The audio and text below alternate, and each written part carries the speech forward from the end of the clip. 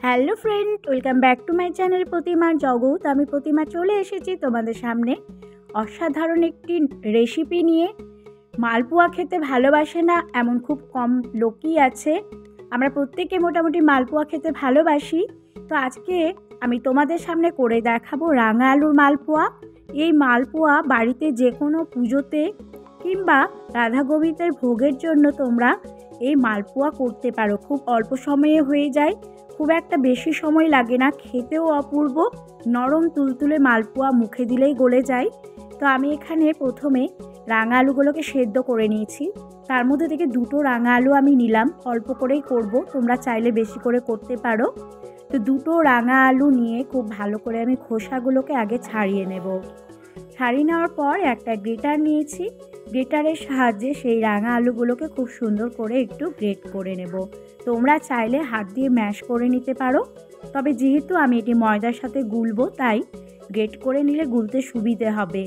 এইটি বাটিতে আমি সেগুলোকে তুলে দেখে নেব ঠিক কতটা হয়েছে, সেই মাপে আমি ময়দা দেব।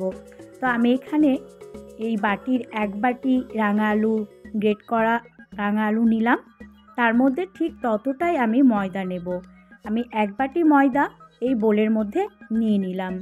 তারপর সামান্য একটু লবণ দেব টেস্টের ব্যালেন্সের জন্য। তোমরা ভোগের জন্য করলে লবণটা দেবে না। তো এরপর আমি দিয়ে দিলাম এখানে মৌরি অবশ্যই দেবে, হাফ চামচ মৌরি দিলাম। আর দিয়ে দিলাম এলাচের গুঁড়ো ফ্লেভারের জন্য। আর মালপোয়াতে মৌরি বন্ধুরা অবশ্যই দেবে, তা না হলে মালপোয়ার টেস্ট ভালো লাগে না। অবশ্যই কিন্তু তোমরা চেষ্টা করবে একটু মৌরি দেওয়ার। এবার আমি এখানে নিয়ে নিলাম চিনি, এক চামচ চিনি দিলাম। তারপরে আমি দুধ দিয়ে গুলে নেব। উপর থেকে আমি দিয়ে দিলাম 2 চামচ গুঁড়ো দুধ এই জন্যই দিলাম যে মালপোয়ার টেস্টটা অসাধারণ হয় একটুখানি গুঁড়ো দুধ দিলে। এবার উপর থেকে 1 কাপ দুধ দিয়ে প্রথমে আমি ব্যাটারটি গুলে নেব।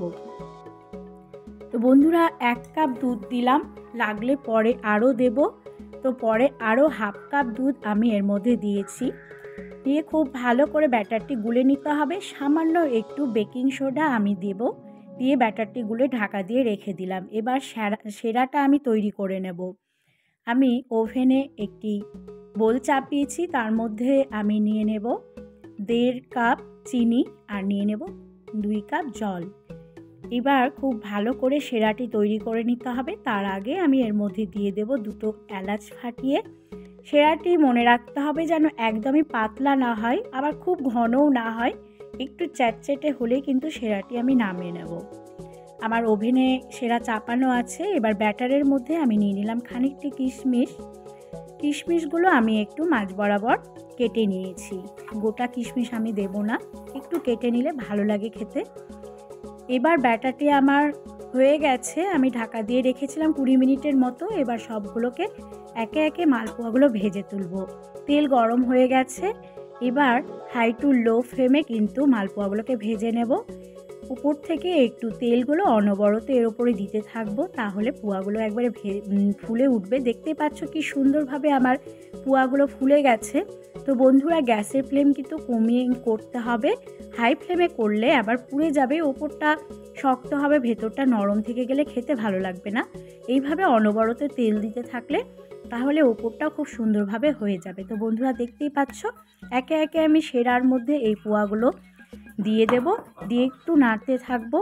আর খুব বেশি নাড়াচাড়া করলে কিন্তু পোয়াগুলো ভেঙে যেতে পারে, এতটাই সফট ও নরম হয়েছে আমার এই পোয়াগুলো।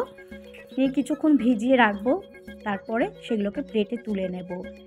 অসাধারণ এই মালপোয়া, রাঙা আলুর মালপোয়া তোমরা একবার অবশ্যই করে দেখবে, মুখে দিলেই গলে যায়। প্রত্যেকেই খেয়ে খুব মুগ্ধ হবে, বাড়ির প্রত্যেকে খেয়ে সন্তুষ্ট হবে। তোমরা অবশ্যই একবার ট্রাই করে দেখতে